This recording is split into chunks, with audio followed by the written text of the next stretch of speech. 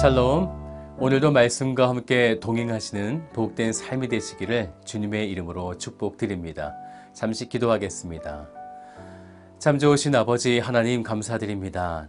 하나님께서 오늘도 우리들에게 여전히 말씀을 주시고 그 말씀을 통해 살아계신 아버지 하나님을 만날 수 있도록 인도하여 주시니 감사를 드립니다.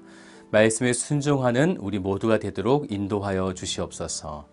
그렇게 행하실 하나님을 찬양하며 살아계신 예수 그리스도의 이름으로 기도드립니다. 아멘.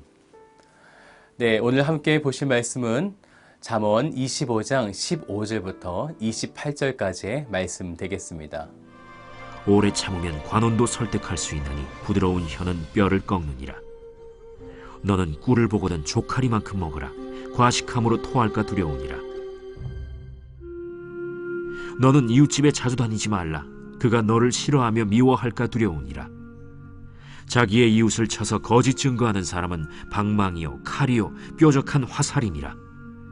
환난 날에 진실하지 못한 자를 의뢰하는 것은 부러진 이와 위골된 발 같으니라.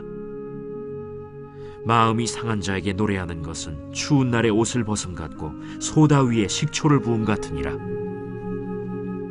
내 원수가 배고파하거든 음식을 먹이고 목말라 하거든 물을 마시게 하라. 그리하는 것은 핀숯을 그의 머리에 놓는 것과 일반이요 여호와께서 내게 갚아주시리라. 북풍이 비를 일으킴같이 참소하는 혀는 사람의 얼굴에 분을 일으키느니라. 다투는 여인과 함께 큰 집에서 사는 것보다 움막에서 혼자 사는 것이 나으니라. 먼 땅에서 오는 좋은 기별은 목마른 사람에게 냉수와 같으니라. 의인이 악인 앞에 굴복하는 것은 우물이 흐려짐과 샘이 더러워짐과 같으니라. 꿀을 많이 먹는 것이 좋지 못하고 자기의 영예를 구하는 것이 헛되니라. 자기의 마음을 제어하지 아니하는 자는 성읍이 무너지고 성벽이 없는 것과 같으니라. 오늘은 어제 말씀에 이어 그리스도인의 신분을 가지라 두 번째 말씀인데요. 하나님의 비밀스러움을 우리가 다 알지 못하지만 그것이 하나님의 영광이 되고 또 이 비밀스러움을 찾아내고 알려고 하는 왕은 또 영광을 누리게 된다고 말씀드렸어요. 그리고 이 왕은 그리스도로 예표하고 또 왕 같은 제사장인 우리들에게도 적용되어서 결국 우리에게 가장 큰 영광은 하나님을 찾아내고 만나고 날마다 새롭게 그분을 경험하는 것이 될 것입니다. 그러면 그런 자는 어떻게 삶을 살아가야 할 것인가? 바로 그리스도인의 신분을 가진 자는 어떻게 살 것인가? 어제에 이어서 오늘은 이웃과의 관계에 대해서 말씀하고 있지요.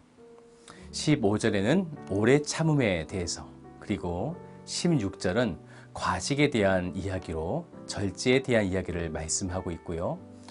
또 17절과 18절에는 이웃집을 자주 가지 말라고 하셔요. 그 이유는 이웃에게 좋지 못한 말들을 할 수 있기 때문이라는 거죠. 결국 성령의 9가지 열매 중에서 맨 마지막에 절제를 말하는 것 같이 하지 말라는 것이 아니고요. 그리스도인은 모든 것이 적절하게 절제하는 법을 가져야 한다는 것입니다. 여기까지 그리스도인이라면 좀 힘들긴 해도 감당할 수 있을 거예요. 그런데 이제부터 전해지는 말씀은 우리가 감당하기가 좀 어렵습니다. 그래서였을까요? 이러한 그리스도인의 신분을 잘 감당하는 사람에게 하나님이 어떻게 말씀하시는지 함께 말씀을 보고자 합니다. 19절 말씀을 보시겠어요? 환난 날에 진실하지 못한 자를 의뢰하는 것은 부러진 이와 위골된 발 같으니라. 말씀이 좀 어렵지요. 잠언서는 이렇게 비유와 은유적인 표현들이 많아서 표면적으로 말씀을 잘 이해하기가 좀 어렵습니다. 환난 날에 사랑하는 여러분, 우리가 왜 환난을 당할까요? 제가 예전에 새가족부를 맡을 때에 신앙 상담을 하면 초신자들이 이런 얘기를 많이 해요. 이제 예수를 믿어서 나의 인생이 성공하고 잘 살고 싶다라는 거예요. 그런데 막상 신앙생활을 해보니까요, 그런 것과는 좀 다르게 이끌어 가셨다라는 거죠. 그때 초신자들은 왜 환난과 어려움을 당했는지 이해하지 못할 때가 있습니다. 그러면 여러분은 왜 환난을 당하는 것 같으세요? 사탄이 왜 우리를 힘들게 할까요? 앞장인 잠언 24장 11절에 보면 답이 있어요. 너는 사망으로 끌려가는 자를 건져주며 살육을 당하게 된 자를 구원하는 이런 선한 싸움을 하기 때문입니다. 이럴 경우에 환난을 당하는데 사람들이 이때 아주 자주 하는 것이 있어요. 다른 사람들을 의지한다는 것이죠. 이것이 19절의 말씀처럼 환난 날에 진실하지 못한 자를 의뢰하는 것은 부러진 이와 위골된 발 같으니라. 아무 소용이 없다는 것입니다. 이것은 환난을 피할 방법이 아니라는 것이죠. 그러면 오늘 잠언서에서 등장하는 환난 날을 피해가는 그리스도인의 방법은 무엇일까요? 궁금하세요? 궁금하면 500원이라던데요. 네.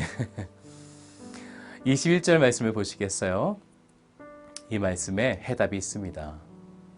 내 원수가 배고파 하거든 음식을 먹이고 목말라 하거든 물을 마시게 하라. 여기서 원수는요, 나에게 환난을 준 자예요. 그런 자에게 배고플 때 무엇을 주라고요? 음식을 주고 목이 마를 때 물을 주라는 거죠. 이것은 사실 우리의 상식이 아닙니다. 우리의 상식은 어때요? 눈에는 눈, 이에는 이, 인과응보적인 생각 아닙니까? 그런데 하나님은 악을 악으로 갚는 것이 아니라 악을 도리어 선으로 갚으라는 것이죠. 그리할 때에 22절 말씀을 보세요. 핀 숯을 그의 머리에 놓는 것과 일반이요. 이것은 승리할 때의 모습을 보여주고 있는 것인데요. 왜 우리에게 승리가 있는가? 22절의 말씀을 좀 더 보세요. 여호와께서 내게 갚아 주시리라. 아멘. 네, 그렇습니다. 여호와께서 나의 모든 손해를 갚아 주시기 때문에 이 환난 날에 아픔과 상처, 고통 모든 것이 해결되어지는 것입니다. 그래서 그리스도인은 악한 사람들을 만날 때에 대항해서 싸우는 것이 아니라 오히려 그들을 선대할 때 악을 선으로 이겼다는 좋은 기별이 사람들의 입에서 들려지게 되는데요. 25절의 말씀을 보세요. 먼 땅에서 오는 좋은 기별은 목마르는 사람에게 냉수와 같으니라. 나에게 환난을 주었던 원수 같은 자에게 오히려 먹을 것을 주고 마실 것을 주는 이런 행동은 그동안 환난으로 피해의식에 사로잡혀 있고 원수들에게 공포의 마음을 가지며 두려움 속에 살던 사람들에게 우와, 선이 이겼다. 하나님이 승리하셨다. 마침내 가장 좋은 것, 가장 선한 것을 우리들에게 베푸셨다라는 목마른 사람들에게 냉수와 같이 시원한 좋은 기별이 된다라는 것입니다. 그것을 바로 그리스도인이 해나가야 하는 것이죠. 여러분 한 분 한 분이 가정에서 또한 직장에서 그렇게 악한 자에게 선을 베풀 때에 여러분은 승리하게 될 것이며 그 모습을 지켜보는 누군가는 하나님의 승리하심을 함께 경험하게 된다는 것입니다. 오늘 이 승리의 감격을 맛보시길 원하십니까? 그러면 하나님의 방법대로 여호와가 갚으실 것을 믿고 여러분에게 악으로 대하는 자들을 선대해 보십시오.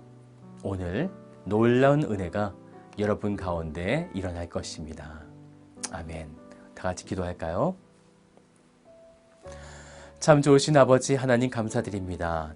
하나님의 방법은 우리의 상식과 다릅니다. 하나님의 방법은 악을 악으로 갚는 것이 아니라 악을 선으로 갚아서 그곳에서 하나님의 영광을 드러내는, 그래서 많은 사람들이 그러한 모습을 바라보고 살아계신 아버지 하나님을 믿게 되는 귀한 일들을 계획하고 계신 줄로 믿습니다.